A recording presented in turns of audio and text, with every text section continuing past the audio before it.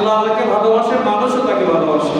আমরা দুনিয়াবি কিন্তু ভালো মন্দ বিবেচনা করতে পারি। দেখবেন একটা মানুষ দিন আনে দিন খায় বা অনেক ধনী গরিব যে হোক সে চরিত্রবান হয়, আমাদের খেয়ানত না করে, গালিগালাজ না করে, বিপদে পদে মানুষের পাশে দাঁড়ায়, আত্মীয়তার সাথে ভালো ব্যবহার করে, আমরা কিন্তু এমনি তাকে ভালো বলি।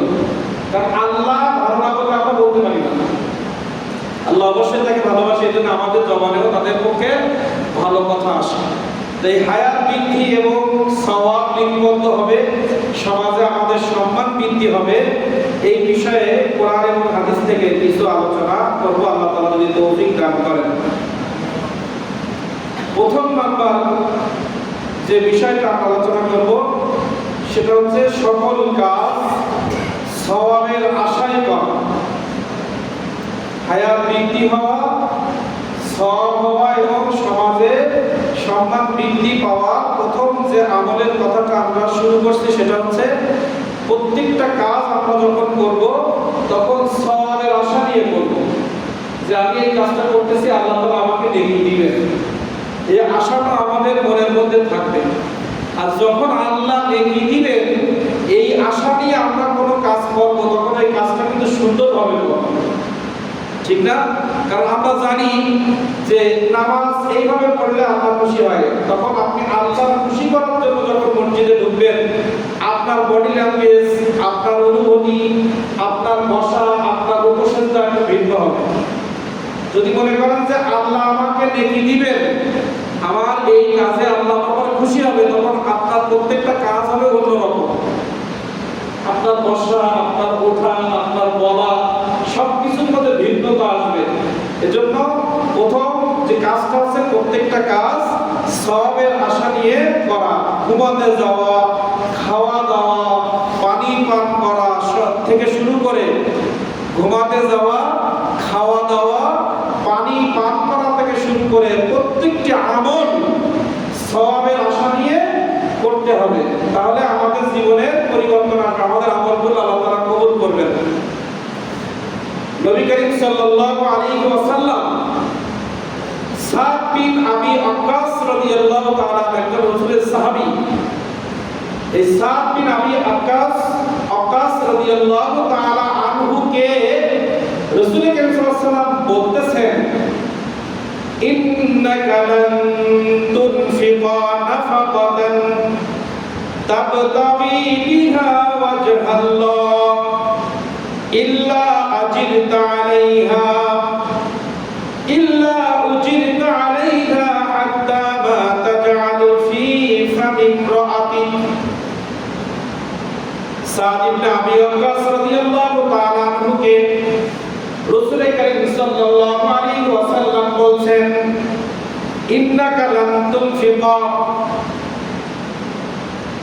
তুমি আল্লাহর সন্তুষ্টির উদ্দেশ্যে, তাবতাগিয়া বিহা ওয়াজহাল্লাহ, আল্লাহর সন্তুষ্টির উদ্দেশ্যে, ইল্লা আজরিতা আলাইহা, তুমি আল্লাহর সন্তুষ্টির উদ্দেশ্যে যে ব্যয়টা তুমি করবা। আগে বলছে সাহাবীকে রাসূল সাল্লাল্লাহু আলাইহি ওয়াসাল্লাম বলছে আল্লাহ তাআলার সন্তুষ্টির উদ্দেশ্যে সওয়াব আসবে, আল্লাহ তাআলা নেকি দিবেন, এই আশা নিয়ে তুমি যেটা ব্যয় করবে তাতেই তুমি সওয়াব প্রাপ্ত হবে। আল্লাহ তাআলা দিবেন এই আশা নিয়ে, আল্লাহকে খুশি করার জন্য তুমি যে ব্যয়টা করো, যে কোনো ব্যয়, আপনি মসজিদে হোক, মাদ্রাসায় হোক, এতিমখানায় হোক, গরিব অসহায় মানুষকে হোক, আর প্রতিবেশীর জন্য হোক, আর স্ত্রীর জন্য হোক, সন্তানের জন্য হোক, সওয়াবের আশা নিয়ে তুমি যে ব্যয় করবে, এখানে কিন্তু কোনো ব্যয় নির্দিষ্ট নাই, যে ব্যয়টা তুমি আল্লাহকে খুশি করার জন্য করবা সওয়াব হবে, এই আশা নিয়ে তুমি যদি করো আল্লাহ তাআলা তোমাকে কি করবেন? নেকি দিবেন। এবং লাস্টে একটা শব্দ রাসূল করিম সাল্লাল্লাহু আলাইহি ওয়াসাল্লাম ব্যবহার করেছেন, হাত্তা মা তাজআলু ফি ফামিন রাআতি, এমন কি যা তুমি তোমার স্ত্রীর মুখে তুলে দিচ্ছ, যে খাবারটা তুমি তোমার স্ত্রীর মুখে তুলে দিচ্ছ, এটাকে হাতে দেওয়া না, বাজার ঘাট করে স্ত্রীর খাওয়ার ব্যবস্থা করা।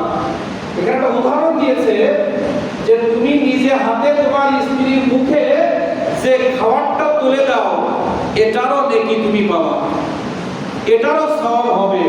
যদি ওই খাবারটা আল্লাহকে খুশি করার জন্য সওয়াবের আশা নিয়ে দিয়ে থাকো, তাহলে স্ত্রী সন্তানকে আল্লাহ বাদ দেয় নাই, আল্লাহ রাসূল বাদ দেয় নাই। সওয়াবের আশায় আমি যে ব্যয়টা করব ওইটার বেনিফিট আল্লাহ তাআলা আমাদেরকে দিবেন, এই নিয়ত করে আল্লাহকে খুশি করার জন্য আমরা যদি ব্যয় করি, এতে আমাদের আল্লাহ নেকি দিবেন। এই কিন্তু আমাদের আমল শুরু হয়ে গেল, আমাদের হায়াত বৃদ্ধি হবে, আমাদের নেকি আল্লাহ দিবেন এবং সমাজের মানুষের কাছে আমাদের সম্মান আল্লাহ বাড়িয়ে দিবেন। কোন কাজগুলো করলে? সেই কাজের প্রথম বিষয়টা হচ্ছে প্রত্যেকটা আমল সওয়াবের আশা নিয়ে করা। এটা যদি আমরা প্র্যাকটিসে আনতে পারি, আমাদের ইবাদত বন্দেগীগুলো আল্লাহ তাআলা কি করবেন? কবুল করবেন এবং সওয়াব দিবেন, সমাজে সম্মান বৃদ্ধি পাবে। এই আমলটা আমরা বাড়ি থেকে শুরু করতে পারি না আজকে থেকে ইনশাআল্লাহ, যে প্রত্যেকটা ব্যয়, প্রত্যেকটা কাজ আমরা আল্লাহকে খুশি করার জন্য করব। তাহলে কি আমার স্ত্রীর মুখে যেটা দিব, আমার সন্তানের জন্য যেটা ব্যয় করব, এটাও নেকি আল্লাহ তাআলা দিবেন। নিয়ত যদি সহি হয়, নিয়ত যদি সহি হয়, স্ত্রীর মুখে খাবার দেওয়া, সন্তানের জন্য ব্যয় করা, এই সব সওয়াবের আওতায় চলে আসবে। এজন্য আমাদের নিয়তটা সহি করতে হবে। রাসূল কারীম সাল্লাল্লাহু আলাইহি ওয়াসাল্লাম আরো বলেন, ওয়াফি বুদ'i আহাদিকুম সাদাকা, তোমাদের স্ত্রী মিলনেও রয়েছে সাদাকা। এবার কি বলেন হাদিস শরীফে? তোমাদের স্ত্রী, এটা মুসলিম শরীফের হাদিস। আর আগের যে হাদিসে মুবারাকাটা বলেছি, এটা বুখারী শরীফে আছে, বুখারী শরীফের 56 নাম্বার। আর এই হাদিসে মুবারাকা মুসলিম শরীফের 1006 নাম্বার হাদিস। রাসূল কারীম সাল্লাল্লাহু আলাইহি ওয়াসাল্লাম বলছে, তোমার স্ত্রী মিলনেও নেকি রয়েছে। ক্বালু, সাহাবায়ে প্রশ্ন করলেন, ইয়া রাসূলুল্লাহ সাল্লাল্লাহু আলাইহি ওয়াসাল্লাম, আয়াতি আহাদুনা শাহওয়াতুহু ওয়া ইয়াকুনু লাহু ফীহা আজরুন। স্ত্রীর সাথে সম্পর্ক, এটা তো আমাদের একটা ইচ্ছা, এটা তো আমাদের এমনি মনের চাহিদা, এটার মধ্যে কি নেকি থাকে? এটার মধ্যে কি নেকি থাকে? সাহাবায়েরা প্রশ্ন করলেন। ক্বাল, রাসূল কারীম সাল্লাল্লাহু আলাইহি ওয়াসাল্লাম বলছেন, আরাআইতুম, তুমি কি দেখো না, তুমি কি জানো না, লাউ ওয়াদাআহা ফি হারামিন আকানা আলাইহি ফিহা উইজরুন। রাসূল কারীম সাল্লাল্লাহু আলাইহি ওয়াসাল্লাম বলছেন যে অন্যায়ভাবে, হালাল না, অন্যায়ভাবে কোন মহিলার সাথে সংস্পর্শে গেলে গুনাহ হয় না?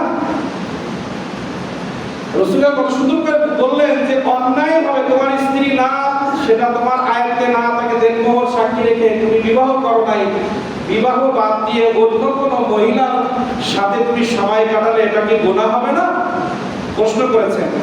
যদি গুনাহ হয়, ফাকাযালিকা ইদা ওয়াদাআহা ফিল হালালি কানা লাহু আজরুন। হালাল, হারাম পন্থায় গেলে যদি গুনাহ হয়, হালাল পন্থায় গেলে নেকি হবে না কেন? হালাল পন্থায় গেলে নেকি হবে, হারামে গেলে যদি গুনাহ হয়, হালালে নেকি আছে, এটা বোঝাই দিলেন। যখন বলেন স্ত্রীর সাথে সময় কাটানো এটাও নেকি, তখন সাহাবায়ে কেরাম বললেন, এটা তো আমাদের মনের ইচ্ছা, স্ত্রীর সাথে থাকতেই হয়। তখন রাসূল সাল্লাল্লাহু আলাইহি ওয়াসাল্লাম বললেন, অন্যায়ভাবে গেলে যদি গুনাহ হয়, ন্যায়ভাবে গেলে সওয়াব। তাহলে আমাদের উদ্দেশ্য যদি ঠিক থাকে, আমাদের নিয়ত যদি সহি হয়, স্ত্রীর সাথে আনন্দ, ঘোরাফেরা, মুআমালা, মুসাফা, মিষ্টি মুখে কথা বলা, সব নেকির মধ্যে, তাহলে আমরা এই আমলটা করতে পারবো। যে তাহলে কি দুজনের মধ্যে ভালোবাসা, মহব্বত, ঝগড়াঝাটি কিন্তু আর হবে না। আমরা যদি এই আমলগুলো শুরু করতে পারি, এই যে পয়েন্টগুলো বলছি, হায়াত বৃদ্ধি হবে, সওয়াব লিপিবদ্ধ হবে, সমাজের মধ্যে আমাদের সম্মান বৃদ্ধি পাবে।